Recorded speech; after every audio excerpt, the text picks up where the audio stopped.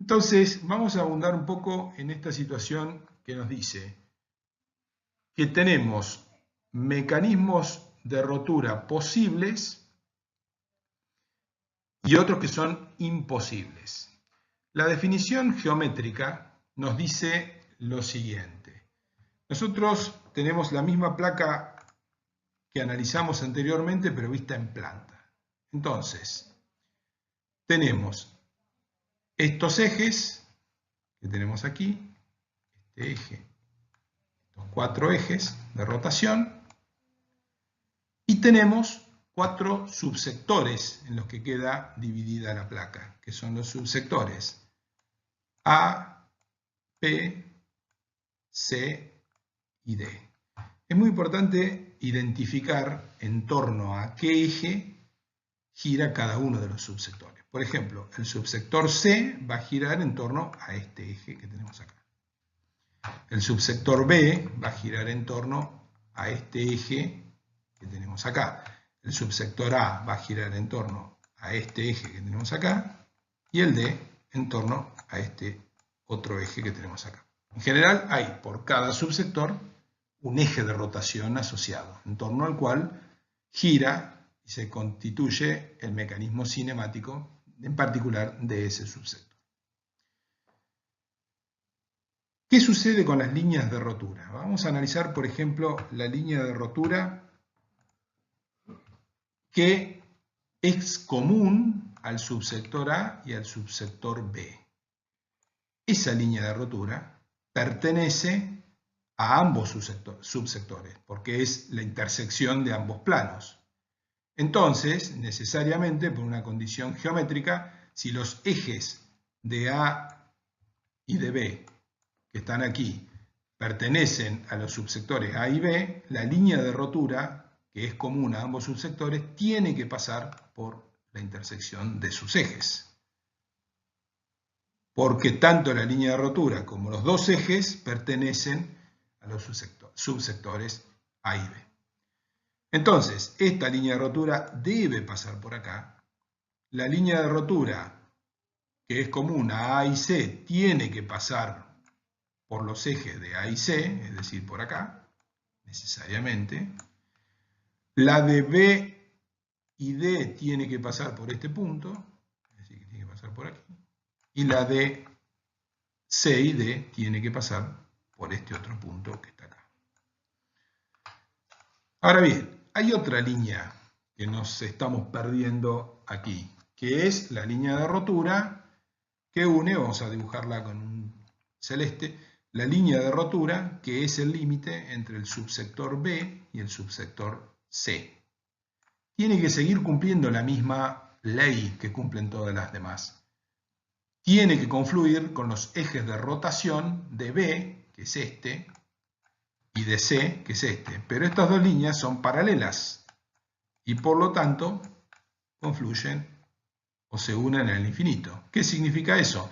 Que la línea de rotura que linda entre B y C tiene que ser paralelo a los dos ejes. Es decir, que esto tal como está dibujado está mal. Tiene que ser recta y paralelo a los dos.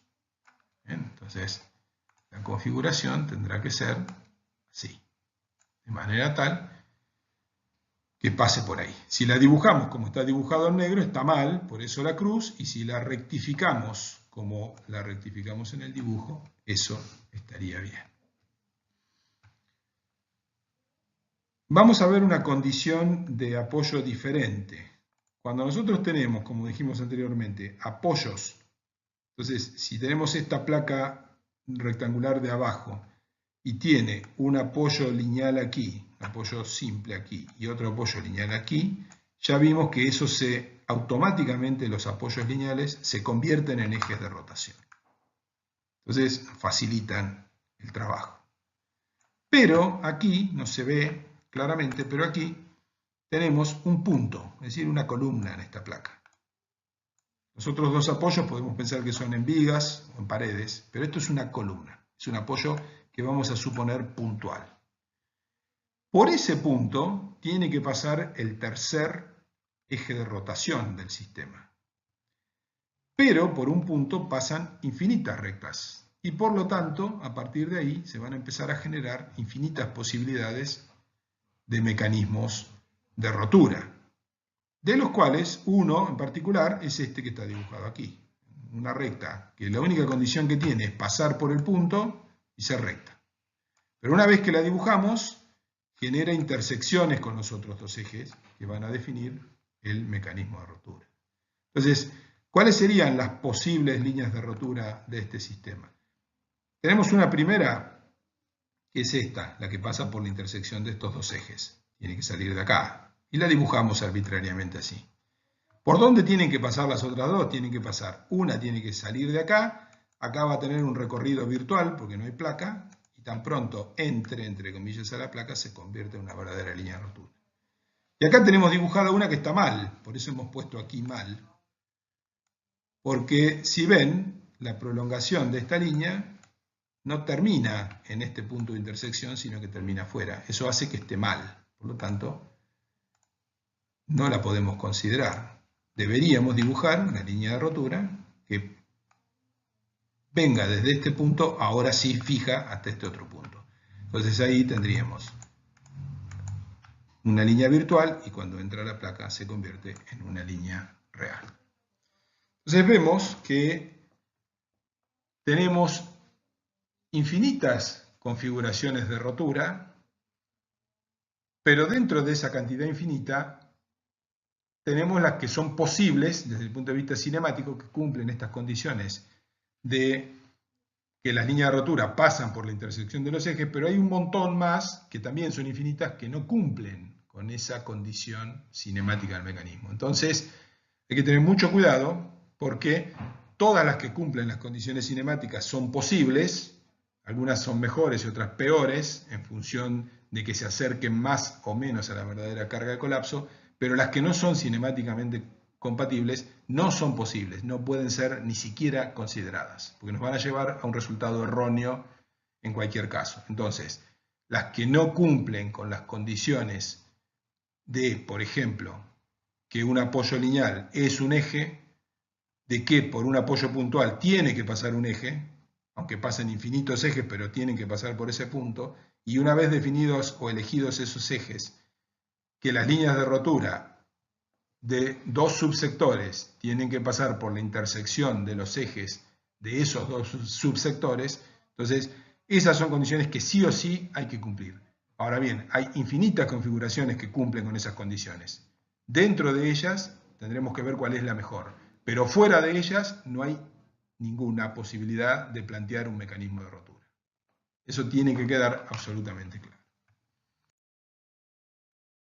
Entonces, ampliando lo que habíamos visto anteriormente, vemos un ejemplo en el cual tenemos en rojo los ejes, es la misma situación del ejemplo que vimos anteriormente. Por aquí sí o sí tienen que pasar estos ejes. Por este punto sí o sí tiene que pasar una línea de rotura, que es esta línea de rotura que tenemos acá. Y aquí lo que tenemos es que si el eje que nosotros planteamos es el que está pintado de rojo ahora, entonces estas líneas de rotura que tenemos acá están mal. Porque esta sí pasaría por la intersección de estos dos ejes, entonces esta sí estaría bien, pero esta estaría mal. Esta no sería posible. Entonces tenemos que ser muy cuidadosos con esa situación, como se dijo anteriormente.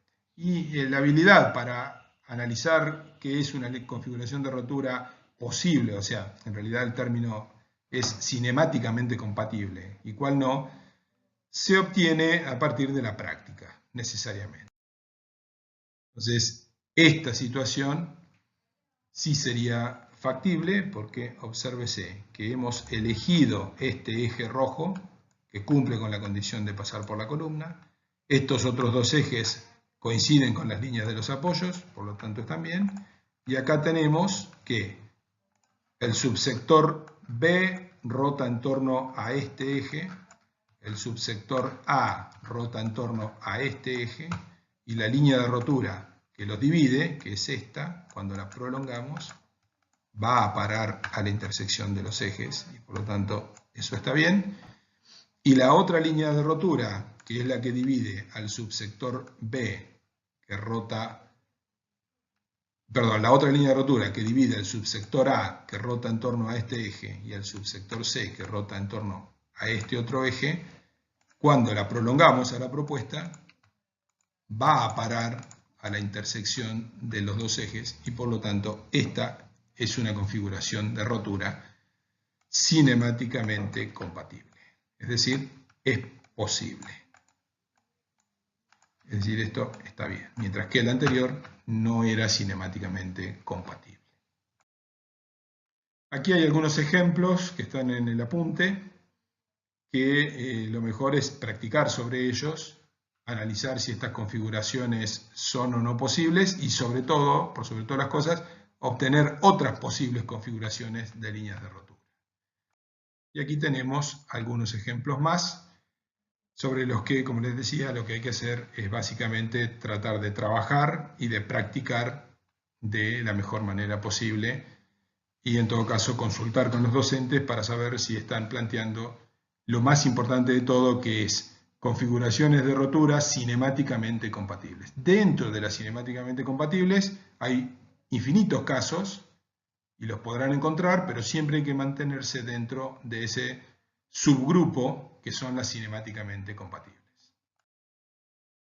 Anteriormente, al hablar de la configuración de rotura, se mencionó que a lo largo de las líneas de rotura el momento de plastificación es constante. Y no se mencionó en ese momento, pero era evidente a partir de los dibujos, que eso sucede independientemente de la dirección y de la inclinación respecto a los bordes de la línea de rotura.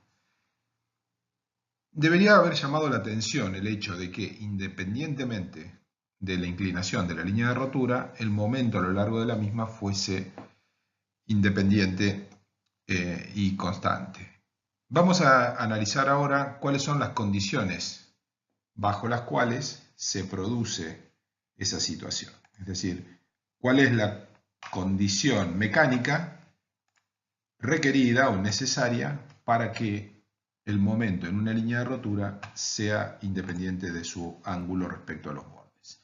Y eso está relacionado con una condición que se denomina isotropía de la placa, referida a la isotropía no a condiciones mecánicas o a condiciones de módulo de elasticidad, de coeficiente de Poisson, de relación constitutiva, como se vio en el comportamiento elástico de los materiales, sino referido a su resistencia, es decir, a su capacidad plástica, a su momento de plastificación. Vamos a analizar un sector de placa en el cual tenemos una línea de rotura, que es la que está indicada con azul, y esa línea de rotura tiene respecto a uno de los bordes, por ejemplo en este caso el vertical, un ángulo cualquiera, arbitrario, que vamos a denominar alfa. Vamos a cortar o a aislar una pequeña porción de placa que tiene tres bordes. Es un triángulo que tiene tres bordes. Un borde vertical según el eje Y, otro borde horizontal según el eje X y un borde limitado por la línea de rotura. De manera tal que al ser los ejes cartesianos tenemos aquí un ángulo recto y tenemos por lo tanto un triángulo recto. Por lo tanto, vamos a poder plantear el equilibrio de ese pequeño elemento. Es un elemento muy pequeño o prácticamente diferencial para poder considerar que a lo largo de los dos catetos, de los dos bordes que son paralelos a los ejes cartesianos, los momentos son constantes. Se debe considerar la siguiente situación y no olvidarse cada vez que se plantee el equilibrio de un elemento de placa, el hecho de que los momentos mx y mi tienen unidades de momento por unidad de longitud y que el equilibrio se plantea en términos de momento. Entonces, nunca se va a poder plantear el equilibrio con mx, mi o el momento mismo de la línea de rotura, que aquí le estamos poniendo como subíndice LR para que quede claro que es en la línea de rotura, sino que siempre lo vamos a tener que multiplicar por una longitud. porque son momentos por unidad de longitud. Bien, dicho esto y hechas estas consideraciones, vamos a agregar una condición que es la que mencionamos anteriormente de isotropía. ¿Qué significa que la placa sea isótropa en términos plásticos? Significa que el momento de plastificación en dirección X vale m y el momento de plastificación en dirección Y también vale m. Es decir, que tanto en dirección de eje X, es decir, estos vectores momento, como en la dirección del eje Y, es decir, este otro vector de momento al multiplicarlo por la longitud, la plastificación de esa placa lleva al mismo valor m. Y eso es lo que se denomina condición de isotropía. Lo que vamos a ver es cuánto vale el momento de la línea de rotura que está en equilibrio con estos mx y mi que son iguales y que podemos unificar en un valor m. Para eso tenemos que plantear el triángulo de vectores, pero de vectores momento, es decir, multiplicando los valores de momento por unidad de longitud por las longitudes correspondientes. Vamos a asumir que la hipotenusa de este triángulo, es decir, desde aquí hasta aquí, tiene un valor unitario. Por lo tanto, este lado tendrá una longitud coseno de alfa y este otro lado tendrá una longitud seno de alfa. Entonces, lo que tenemos que plantear es que el triángulo de vectores momento que se forma aquí tiene que estar cerrado. Y por lo tanto, vamos a obtener el vector momento en la hipotenusa como el momento en la línea de rotura por la longitud de la hipotenusa, que vale 1, lo vamos a elevar al cuadrado, y luego vamos a hacer la suma de los cuadrados de los catetos para igualarlo. Entonces, tendremos mx, momento por unidad de longitud, por la longitud del cateto, que es coseno de alfa, todo elevado al cuadrado, más mi, que es el momento por unidad de longitud en el cateto opuesto, por la longitud del cateto opuesto, que es seno de alfa, todo elevado al cuadrado. Del lado izquierdo nos va a volver a quedar mLr por 1 al cuadrado, es decir, mLr al cuadrado, y aquí lo que hacemos es reemplazar, como dijimos que al ser isótropa la placa, mx era igual a mi igual a m, donde dice mx y mi ponemos m, que aparece aquí, nos queda un factor común en ambos términos de la suma, sale afuera como m cuadrado, factor común de coseno cuadrado de alfa más seno cuadrado de alfa, que vale 1. Por lo tanto, nos queda que mLr al cuadrado es igual a m cuadrado, y de ahí llegamos a la conclusión de que el momento en la línea de rotura es igual al momento en x, que a su vez es igual al momento en y, e igual a m. La conclusión, entonces, es que si los momentos plásticos en la placa en las direcciones X e Y son iguales, entonces el momento en cualquier línea de rotura, independientemente del ángulo que la misma forme respecto a los ejes, va a ser igual a ese valor m. Eso es lo que se denomina condición de isotropía de la placa. Vamos a ver ahora otra cuestión meramente formal. Tiene que ver con la representación gráfica de los bordes en el método de líneas de rotura, que en realidad presenta una falta de coincidencia histórica y desafortunada con el modo de representación que se hace en los bordes de las placas cuando se estudió la solución elástica. Por supuesto que no tiene nada que ver con el hecho de que una solución sea elástica y la otra plástica. Insisto, es simplemente una situación histórica de cómo se desarrolló históricamente cada una se desarrollaron ambas teorías. En el método de líneas de rotura, o en mucha bibliografía del método de líneas de rotura, en particular la original, que como les dije era bastante antigua, se utilizó como convención para borde libre una línea continua. Para borde simplemente apoyado, una línea con una trama a 45 y para borde empotrado, una línea con una doble trama a 45. Esto es lo que, como les dije, se hace en líneas de rotura. En la bibliografía de la solución elástica, normalmente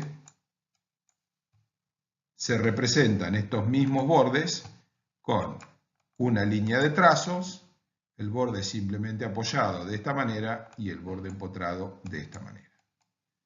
Insisto, es una cuestión formal, es una falta de coincidencia desafortunada y lo expuesto es simplemente para advertir de que hay que tener cuidado según cuál sea la bibliografía que se está mirando.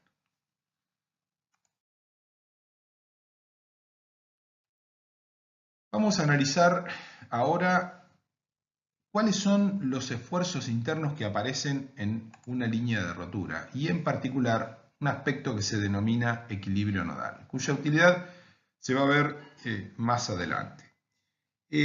Consideremos que tenemos una placa triangular, como esta que estamos viendo en la figura, que estas líneas son bordes, pongamos que esos bordes están simplemente apoyados o empotrados, lo que importa es que sean ejes de los subsectores, es decir, que tengan como condición cinemática que no puede haber descenso, y que a partir de eso se definen tres subsectores y las líneas de rotura que, como se ve en el dibujo, tienen la compatibilidad cinemática requerida porque confluyen a la intersección de los ejes de los subsectores tomados de A2. Es decir, este es un esquema de rotura que es cinemáticamente compatible y por lo tanto es una configuración de rotura posible.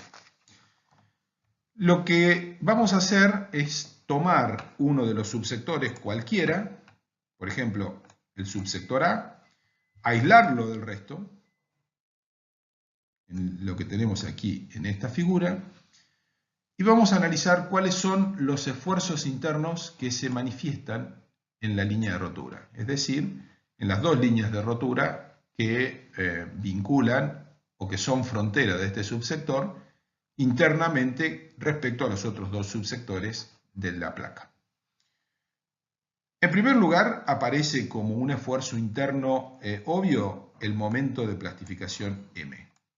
Voy a hacer este vector que tenemos aquí. Aquí hemos dibujado estos vectores considerando que representan a los momentos para un metro, por ejemplo, de ancho, pero como vimos anteriormente, a lo largo de toda la línea de rotura, el valor de M es constante. Estamos suponiendo también, al asumir que M es el mismo en todas las líneas de rotura, que esta es una placa isótropa, de acuerdo a lo que demostramos en la filmina anterior. Es decir, que el valor de plastificación es independiente del ángulo de las líneas de rotura. Bien, entonces desde el punto de vista de lo que es el momento, no hay nada más que agregar. Es decir, hay un esfuerzo interno en la línea de rotura, que es el momento M, momento flector por unidad de longitud, y que es constante desde un extremo hasta el otro extremo de cualquiera de las líneas de rotura. En ese sentido, eso es lo que tenemos. Lo que nos va a interesar ahora es analizar los otros esfuerzos internos que aparecen dentro de una placa. ¿Cuáles son los otros esfuerzos internos que aparecen en una placa? Básicamente aparecen el corte y el momento torsor. Lo pongo como momento torsor porque si estuviésemos hablando de ejes cartesianos o de direcciones paralelas a los ejes cartesianos, podríamos hablar de MXY. Pero en realidad MXY es un momento torsor por unidad de longitud y para una línea inclinada que no es paralela a ninguno de los ejes, vamos a llamarlo momento torsor. Bien, ¿en qué consisten los esfuerzos de corte? Consisten en fuerzas verticales a lo largo del borde. Entonces, vamos a analizar un borde cualquiera. Por ejemplo, vamos a tomar el borde este que tenemos aquí y vamos a representarlo de esta manera conceptualmente. Los esfuerzos de corte, dibujémoslos con vectores amarillos, son valores de cargas verticales por unidad de longitud. Entonces, podemos tener cortes que van hacia arriba con diferentes valores, podemos tener cortes que van hacia abajo. Esto es arbitrario.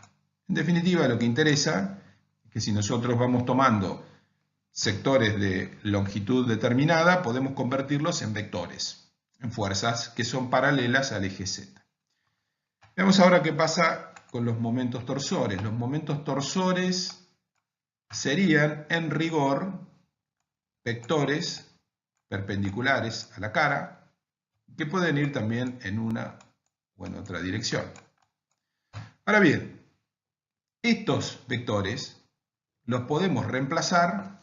Por ejemplo, si tenemos el que está dibujado aquí a la izquierda, lo podríamos reemplazar por un par de fuerzas iguales y opuestas a una determinada longitud. Supongamos que arbitrariamente este momento torsor, que originalmente es un momento por unidad de longitud, tomamos una longitud de referencia determinada, multiplicamos ese valor unitario por esa longitud de referencia, nos da un momento, fuerza por distancia, y entonces lo dividimos por un brazo interno y eso nos da estas dos fuerzas que tenemos acá. Entonces, lo que estamos haciendo es, en definitiva, reemplazar, borré el borde en lugar de lo que tenía que borrar, volvemos a dibujar el borde. Lo que estamos haciendo es reemplazar el vector momento por estas dos fuerzas que tenemos acá. De la misma manera, vamos a poder reemplazar este otro por una fuerza así y otra fuerza así, y así siguiendo. Entonces, lo que interesa aquí es que, en definitiva, tanto los cortes como los momentos torsores se pueden reemplazar por una serie de vectores fuerza en dirección vertical, que son los que están dibujados en amarillo arriba representando los cortes y en celeste abajo representando los momentos torsores. Cualquier sistema de fuerzas paralelas, en este caso son todas paralelas al eje Z, puede ser reemplazado por una resultante. En general puede ser reemplazado por una resultante. O por un sistema de dos fuerzas que sean estáticamente equivalentes a todas las demás vectores que estamos representando. Entonces, lo que vamos a hacer es tomar todo este sistema de fuerzas, el que representa a los cortes y el que representa a los momentos torsores, y lo vamos a reemplazar por dos fuerzas, que son estas dos fuerzas que están aquí.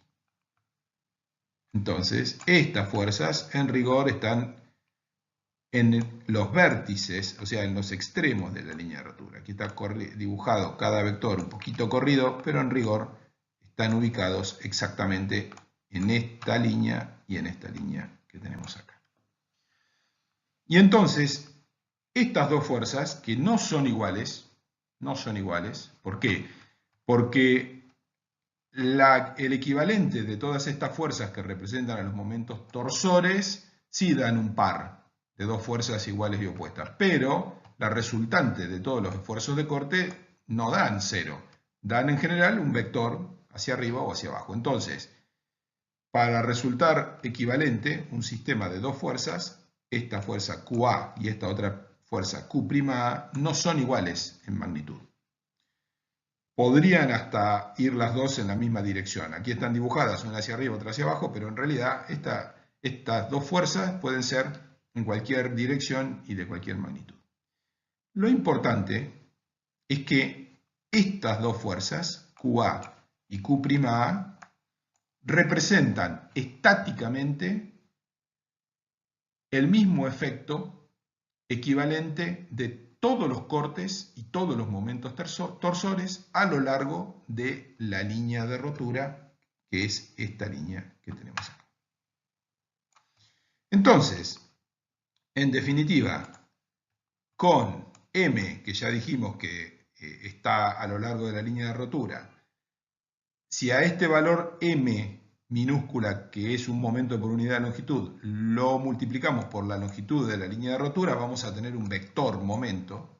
Ese vector momento más estas dos fuerzas, que son equivalentes a todos los cortes a lo largo de la línea de rotura y a todos los momentos torsores a lo largo de la línea de rotura, con este sistema de un vector momento y dos vectores fuerzas, tenemos representados todos los esfuerzos internos en esa línea de rotura. Haciendo el mismo razonamiento para la otra línea de rotura, vamos a llegar a un vector momento multiplicado por la longitud de la línea de rotura y vamos a llegar a otras dos fuerzas. Y obsérvese que a estas fuerzas se les pone otra denominación. Esta es Q'B y esta es QB, porque son diferentes a QA y a Q'A, por las consideraciones realizadas anteriormente. Ahora bien, volvamos a la placa en su conjunto, es decir, al total de nuestro sistema, y veamos dónde aparecen estas fuerzas. Entonces vemos, dibujándolas ahora en planta, que aquí aparece Q'A, la dibujamos aquí, en realidad, como habíamos dicho, en realidad está justo aquí, en este extremo. Aquí aparece QA, que como dije, en realidad está justito acá, en la punta de la línea de rotura, al llegar al vértice. Aquí aparece menos Q'B, que va aquí, y acá aparece Q'B, que en realidad va aquí, que es esta que tenemos acá. Ahora vamos a pasar a mirar, por ejemplo, esta línea de rotura, que la analizamos aquí, la analizamos del lado de la placa del subsector A, vamos a pasar a mirarlo del lado del subsector B. ¿Qué vamos a encontrar? Lo que encontramos siempre cuando cortamos una estructura, si es una viga en una sección, si en este caso es una placa a lo largo de una línea, nos encontramos que los esfuerzos que actúan sobre una de las caras del corte tienen que estar con valores iguales pero de signo opuesto del otro lado, porque de lo contrario no habría equilibrio interno. Entonces, sin necesidad de hacer todo el análisis que hicimos anteriormente, nos damos cuenta que si aquí tenemos Q'A, en el subsector C, y exactamente enfrente, en la misma posición, pero en el subsector C, aparece una fuerza igual y opuesta. Esta sí es menos Q'A, estas dos sí son iguales y opuestas. Y las dos están acá, volvemos a lo mismo, ¿no? Cuando vamos al otro extremo y vemos este valor de Q sub A que teníamos acá, viniendo por el lado de la placa A, nos damos cuenta de que del otro lado, viniendo del subsector C, tiene que haber un valor igual y opuesto, es decir, menos QA. Lo mismo pasa con este, el menos QB enfrente, ahora en el subsector B tiene que tener un QB, en realidad esto está en el borde, y lo mismo va a pasar de este lado. Y si en el subsector C, en esta otra línea de rotura que no analizamos en detalle, aparece una fuerza menos Q'C, aquí tendrá que aparecer una Q sub C, de signo igual y opuesto. Entonces ahora nos hacemos la siguiente pregunta. ¿Es necesario para proveer equilibrio a este sistema de subsectores de placa, es necesario aplicar una fuerza nodal en este vértice, donde confluyen las tres líneas de rotura? Es decir, ¿tiene que aparecer ahí una fuerza externa nodal para que todo el sistema esté en equilibrio? ¿En qué situación debería o podría ser necesario que aparezca esa fuerza nodal, si internamente la placa no fuese capaz de equilibrar las fuerzas de alguna manera en ese vértice. Si el hecho de que nosotros estemos considerando unas líneas de rotura con momentos constantes nos llevara a alguna falla en la condición de equilibrio. Entonces, lo que hacemos es, a partir de esta evaluación que hemos hecho, sumar todas las fuerzas que confluyen en ese vértice.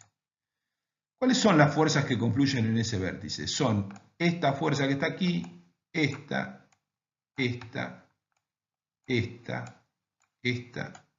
y esta.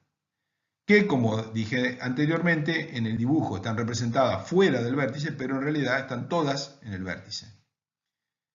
Y cuando nosotros hacemos la sumatoria de todas esas fuerzas, nos damos cuenta que se van cancelando de a pares con las fuerzas que están en un subsector y la que está justo enfrente y es de signo opuesto y de magnitud igual en el subsector que está justamente enfrente del otro lado de la línea de rotura. Es decir, QA se cancela con menos Q'A, QB se cancela con menos QB y Q sub C se cancela con menos Q'C.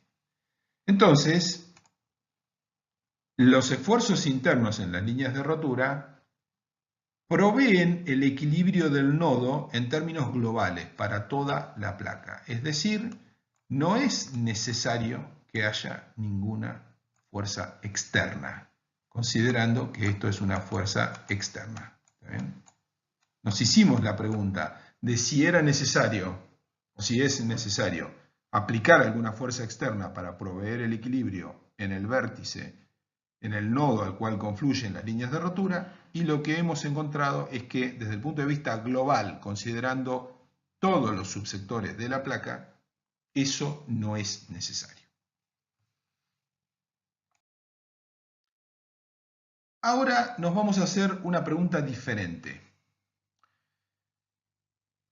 Notamos que el equilibrio anterior se produjo automáticamente porque las fuerzas nodales se cancelan, pero se cancelan las de un subsector con las del otro subsector que está justamente enfrente. Por eso, en la figura anterior dijimos que el equilibrio global de toda la placa, es decir, de todos los subsectores que concurren al nodo, es automático y no hace falta ninguna fuerza externa.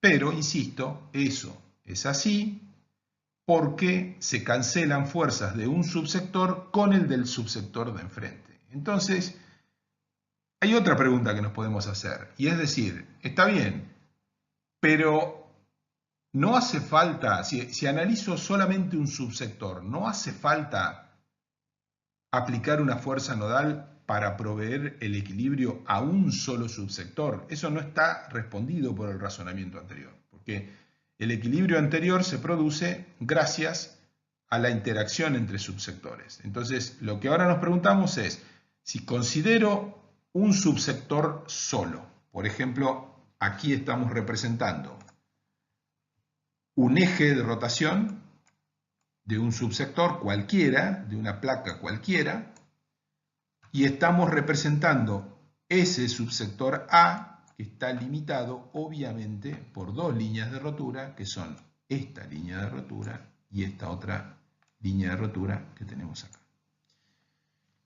Tenemos un punto en el cual confluyen esas dos líneas de rotura, que es este punto K. Tenemos su eje de rotación que está definido por la línea K', K segunda. Y ahora no vamos a considerar los demás subsectores, porque sabemos que si consideramos otros subsectores que lindan con este, eso nos va a dar un equilibrio global automático. Ahora lo que vamos a hacer es decir, consideremos solamente un subsector y analicemos el equilibrio de un subsector. Y veamos si ese equilibrio requiere de una fuerza nodal Q o no. Es decir, lo que vamos a hacer es plantearnos si tenemos que agregar una fuerza. Cuando estudiamos esto como un subsector aislado, vamos a ver si hace falta que exista una fuerza Q en ese nodo. Una fuerza Q que ahora no necesariamente tendría que ser externa, podría venir provista por otros subsectores, pero a nosotros nos va a preocupar el planteo del equilibrio de un subsector solo. Y además vamos a hacer otra consideración, y es que en las dos líneas de rotura que tenemos en este subsector, los momentos de plastificación son diferentes. Es decir, que una de las líneas de rotura tiene un momento de plastificación M1 y que la otra línea de rotura tiene un momento de plastificación M2. Es decir, estamos dándole más generalidad al problema y estamos suponiendo que esta placa no es isótropa en términos generales.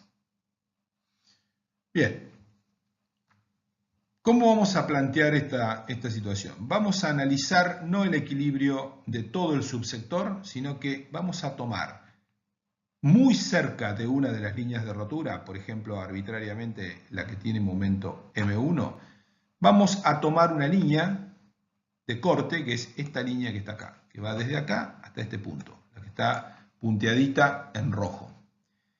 Y vamos a suponer que esa línea comparte con la línea de rotura el vértice K', pero no el vértice K, sino que aquí llega hasta un punto I, que es este punto que está acá. Pero vamos a asumir que están muy cercanas, es decir, la distancia angular entre la línea de rotura M1 y la línea interna que nosotros hemos tomado, esta línea de puntos, es diferencial de alfa. Es decir, que en realidad el dibujo está planteado con un ángulo grande para poder representar gráficamente todos los elementos que necesitamos para el razonamiento, pero en realidad es un diferencial de alfa, están muy cerca. ¿En qué vamos a aplicar esta cercanía angular o esta cercanía entre las dos líneas? En que, en el siguiente razonamiento, ¿cuánto vale el momento flector si nosotros cortáramos y dejásemos solamente el triángulo limitado por K y K'? Es decir, un triángulo que tiene a la línea de rotura M1 en un borde, la línea de puntos en el otro borde a la derecha. ¿Cuánto valdría el momento flector a lo largo de la línea roja si la separásemos del resto del subsector A? Por ser muy cercana a la línea de rotura M1, también va a tener un momento M1. Y ahí es donde es importante que esto sea un diferencial, y no un ángulo grande, un ángulo determinado. Y ahora lo que vamos a hacer es tomar momentos, para plantear el equilibrio, vamos a tomar momentos respecto a la línea IK', que es esta línea que tenemos acá, la línea arbitraria que tomamos internamente. En realidad lo que estamos haciendo nosotros es plantear el equilibrio del sistema, el equilibrio global.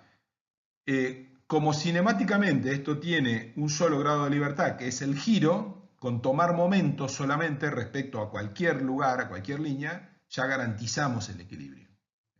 Estamos acostumbrados a que tenemos que plantear el equilibrio en términos de sumatoria de fuerzas y sumatoria de momentos, pero eso es cuando tenemos más grados de libertad. En este caso, un subsector que tiene un eje de rotación tiene un único grado de libertad, que es la rotación, y entonces se puede plantear el equilibrio se puede plantear en términos de sumatoria de fuerzas también, pero lo vamos a plantear en términos de sumatoria de momentos. La sumatoria de momentos se puede hacer respecto a cualquier eje, no necesariamente tiene que ser el eje de rotación, y entonces lo vamos a hacer porque nos conviene para el desarrollo matemático respecto a esta línea que mencioné anteriormente.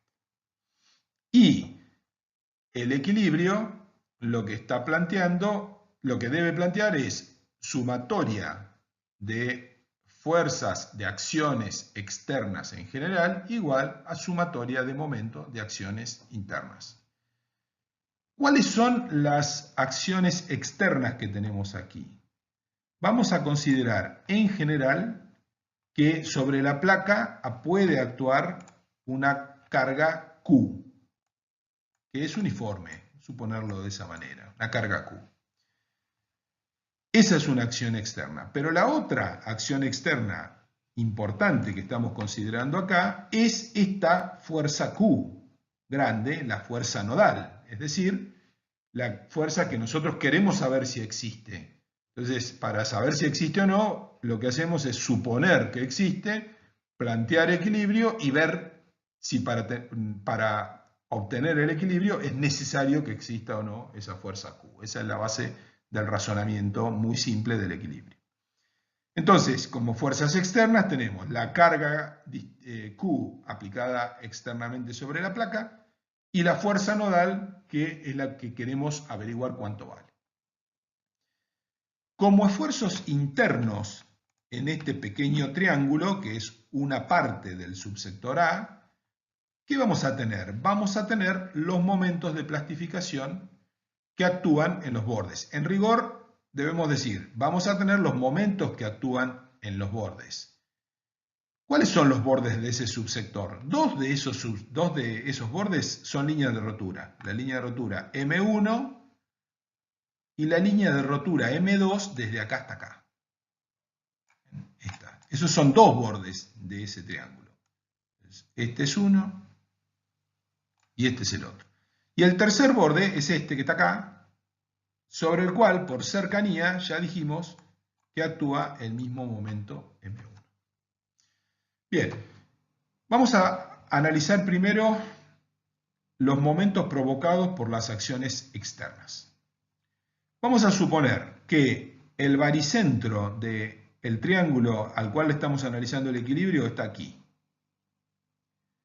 Entonces, si nosotros multiplicamos el valor de la carga distribuida por el área del triángulo, pero considerando que es un área diferencial, porque es un valor de un triángulo que tiene una dimensión angular diferencial de alfa, lo cual hace que la longitud de este cateto sea diferencial de ese. Entonces, el área de ese triángulo es un diferencial de área. Cuando multiplicamos Q por ese diferencial de área, obtenemos un diferencial de carga, que vamos a llamar D sub P.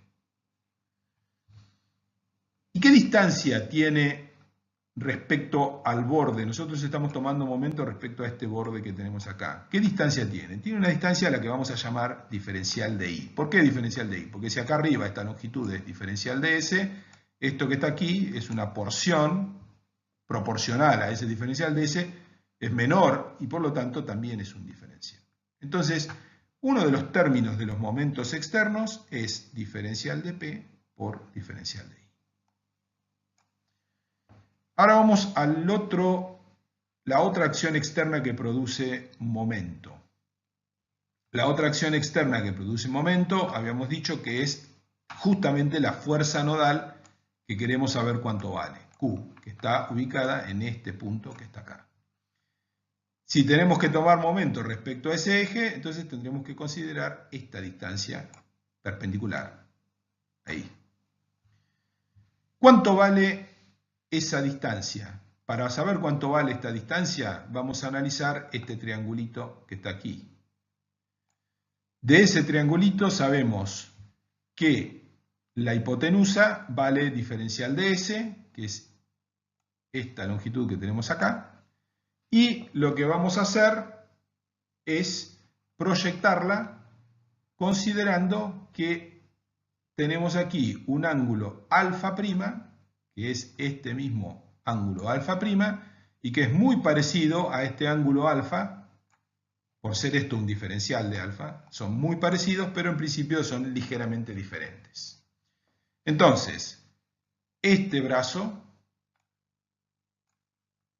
distancia de la fuerza Q al eje respecto al cual estamos tomando momento, es el valor de la hipotenusa por el seno del ángulo opuesto, que es alfa prima. Y entonces, ese término de momentos es la fuerza Q por la distancia, que es diferencial de S por el seno de alfa prima.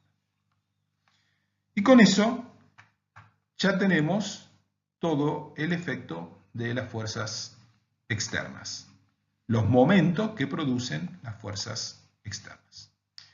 Vamos ahora a calcular los momentos internos, que como dijimos están dados por los momentos que actúan en los tres bordes del triángulo, dos de los cuales son líneas de rotura, una con momento M1 y otra con momento M2, y la tercera línea es la que hicimos un corte interno en el subsector, que por estar muy cerca de la línea de rotura M1, también tiene momento M1.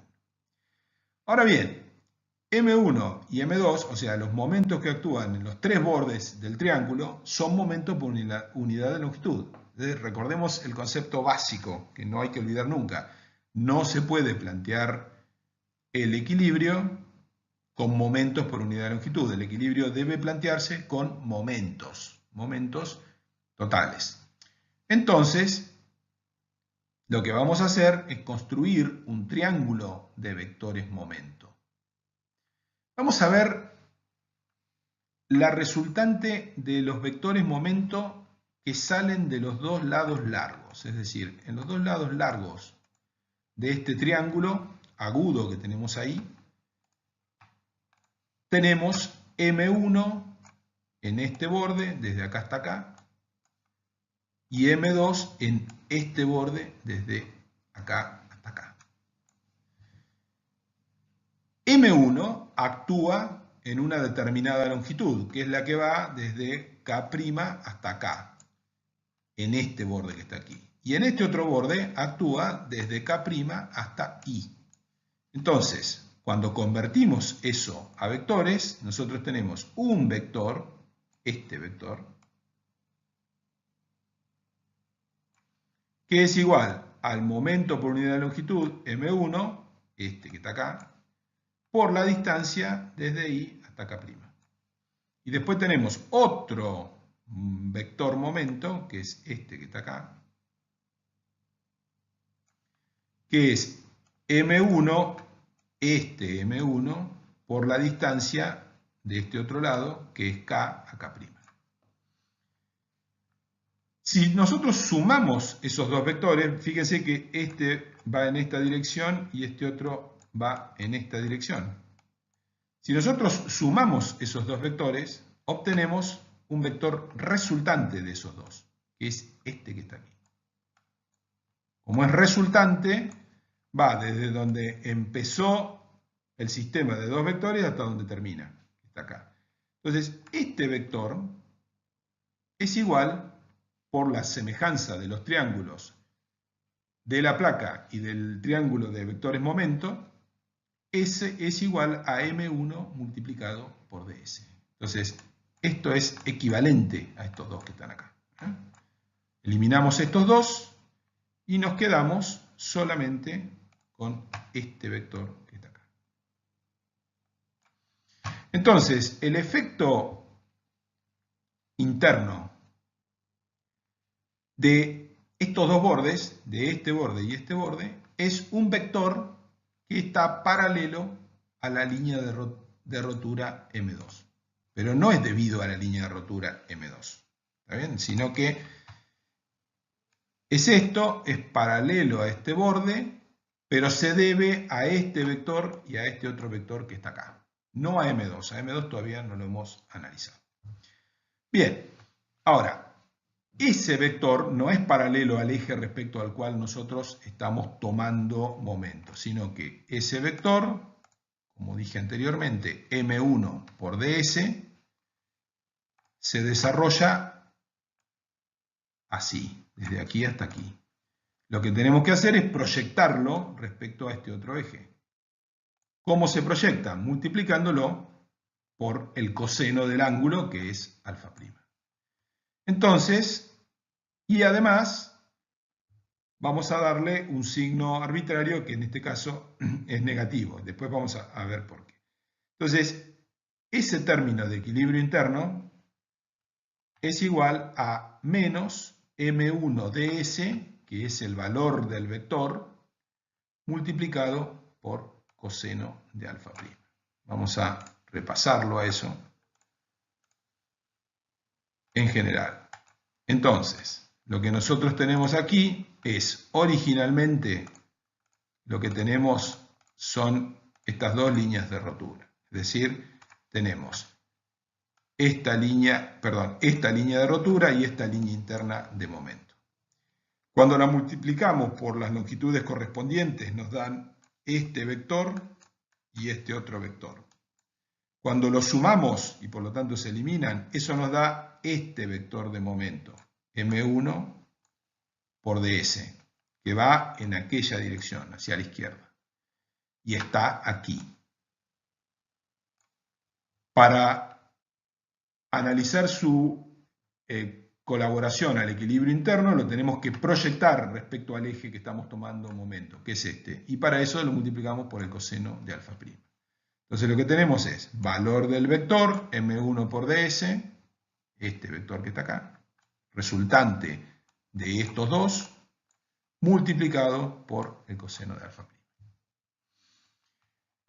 Y con eso tenemos la colaboración al equilibrio interno de la línea de rotura M1 y de la línea interna K'I. Todavía nos falta la línea de rotura M2. Vamos a ver la colaboración de M2. La colaboración de M2 es mucho más simple. ¿Por qué? Porque M2 se desarrolla directamente a lo largo de este pequeño segmento ds. Entonces va a generar un vector momento igual a M2 por ds, que se va a volver a proyectar por el coseno de alfa prima, pero cuyo signo es opuesto al de M1 por ds, porque M1 por ds va hacia la izquierda y M2 por ds va hacia la derecha. Entonces, por esa razón es que elegimos ponerle un signo negativo a este que está aquí. Entonces, en resumen, tenemos la colaboración al equilibrio interno de las cargas externas, la colaboración al equilibrio de los momentos internos. Y ahora lo que tenemos que plantear es que la suma de los momentos externos es igual a la suma de los momentos internos. Entonces, del lado de los momentos internos, sumamos estos dos términos y como vemos que tenemos como factor común ds y coseno de alfa prima, nos queda m2 menos m1 por ds por coseno de alfa prima. Y del lado de los momentos de acciones externas, nos queda la carga Q, que queremos saber cuánto vale, por ds por seno de alfa prima, que es lo que determinamos anteriormente, menos diferencial de P por diferencial de I. Si nosotros observamos esta suma, este equilibrio, vemos que tenemos un diferencial del lado izquierdo, en el único término que nos quedó, y en los dos términos que tenemos del lado derecho, acá tenemos un diferencial y acá tenemos dos diferenciales multiplicándose. Entonces, el orden de magnitud del término dp por di es mucho menor que los otros términos que tienen un solo diferencial. Acá tenemos dos diferenciales, lo cual achica mucho el término. Entonces, esto se desprecia por ser mucho menor que los otros. Y además de eso, y por lo tanto, bueno, a partir de despreciar eso, lo que nos termina quedando es m2 menos m1 por ds por coseno de alfa prima igual a q por ds por seno de alfa prima. Entonces, despejamos q y al mismo tiempo hacemos que diferencial de s tienda a 0 o que diferencial de alfa tienda a 0 también, y cuando eso sucede, alfa tiende a alfa prima. ¿Está bien? Este ángulo que está acá, alfa prima, cuando esto se mueve hacia allá, porque diferencial de alfa tiende a 0, entonces alfa prima tiende a valer alfa. Y nos queda que Q es igual a M2 menos M1 por cotangente de alfa.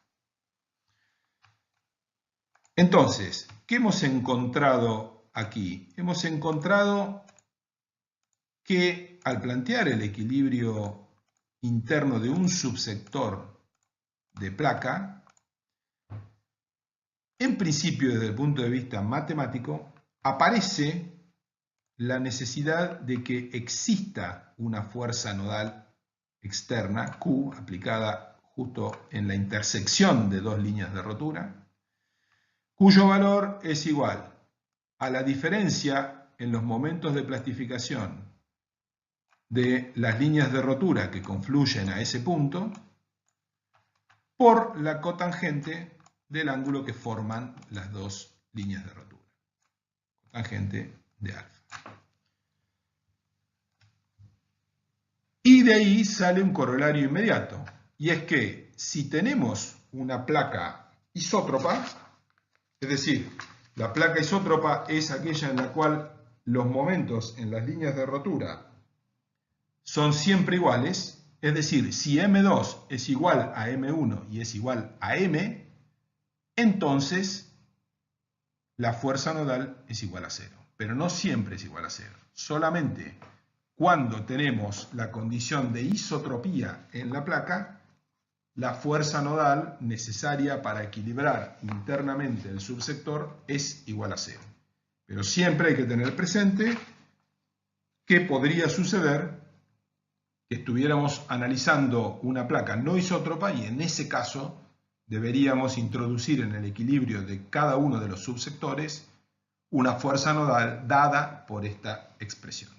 Vamos a ver luego que en realidad siempre vamos a estar analizando placas isótropas y en general esto no va a ser necesario, pero no es que no resulta necesario porque siempre vale 0, sino siempre que la placa es isótropa, la fuerza nodal vale 0. Pero si no fuera isótropa, deberíamos considerarlo.